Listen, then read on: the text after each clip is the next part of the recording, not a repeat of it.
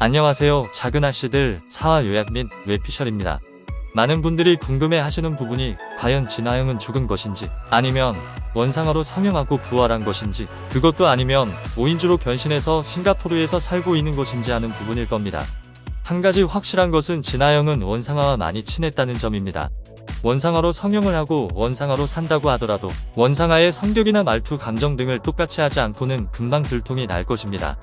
특히 목소리를 똑같이 한다는 것은 쉽지 않은 일입니다. 그리고 원상화가 직접 진아영과 많이 친했다는 것을 이야기했기 때문에 둘은 가까운 사이였던 것이 확실합니다. 그런데 진아영은 성형을 하고 죽었고 700억의 횡령 자금을 이용하여 싱가포르에 자신의 이름이 아닌 오인주의 이름으로 명의도용을 하여 3년간 살아왔습니다.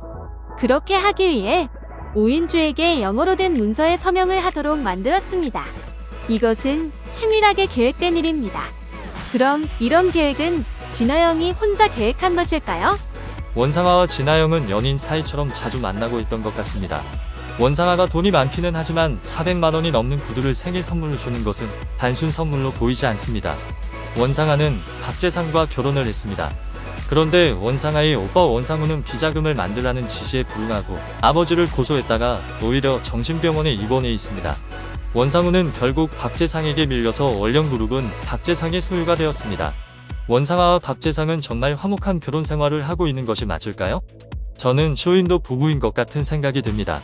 박재상은 자신의 목적을 위해서 수많은 사람들을 죽인 것으로 보입니다. 박재상은 자신의 아버지의 죽음도 감수하고 현재의 위치에 왔다고 했습니다. 지금까지 죽은 사람들에게는 푸른 난초가 보내졌고, 이 푸른 난초는 키우기도 힘들고 구하기도 무척 어려운 난초입니다. 이 난초는 박재상의 집에서 몰래 많이 키우고 있습니다. 박재상이 죽이기로 마음먹은 사람에게 보내고 죽인 것입니다. 이런 상황 속에서 원상화와 진아영은 연인 사이가 된 것일 수도 있습니다. 그래서 진아영의 700억 횡령을 도운 사람이 원상화일 수도 있습니다. 진아영이 5인조의 명의로 싱가포르에 건물과 차를 사고 수많은 돈을 싱가포르 계좌에 입금할 수 있게 설계해준 사람이 원상화일 수도 있습니다. 아마도 5인주가 진아영에게 받은 20억은 명의도용의 대가인 것 같습니다. 원상화도 그런 사정을 잘 알고 있기 때문에 오늘 5인주가 20억을 가지고 있는 것이 발각이 되고 셋째 5인회의 병원비를 얻고자 맡고 있을 때 와서 도와준 것 같습니다.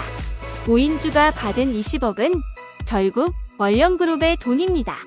원상화 입장에서는 자신의 사라진 돈의 일부가 5인주에게 갔던 것이기 때문에 5인주를 공범으로 생각해서 도와주지 않아도 되는 일입니다.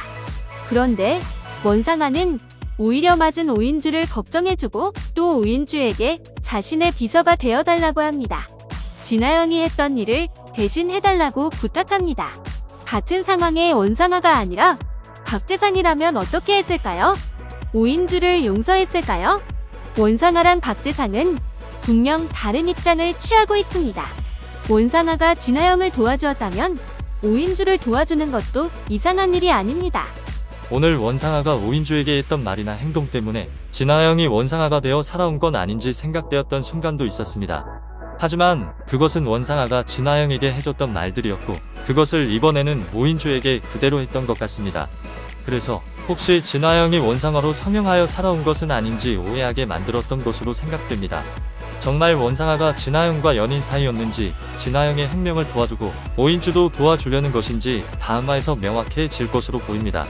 그리고 셋째 5인회가 죽은 아이의 이름을 기억하는 것은 어린 시절 엄마가 죽은 아이 이야기를 해주면서 실수로 인회를 인선으로 불렀던 일이 있었기 때문일 것입니다. 어쨌든 최도일은 돈을 벌기 위해 5인주의 비자금 잔고를 이용하겠지만 일단은 700억을 찾는 것이 먼저일 것입니다. 5인주도 싱가포르에 가서 자신의 명의로 되어 있는 계좌와 건물들을 확인하러 가게 될 것입니다.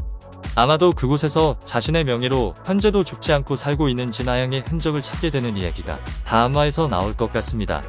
진아영의 생사 여부와 진아영은 어떤 모습을 하고 있을지가 궁금해지는 작은 아씨들 사화였습니다. 재미있으셨다면 구독과 좋아요 부탁드립니다. 여러분들의 구독과 좋아요가 더 좋은 영상을 만들게 합니다. 지금까지 해피해성의 리뷰나라였습니다.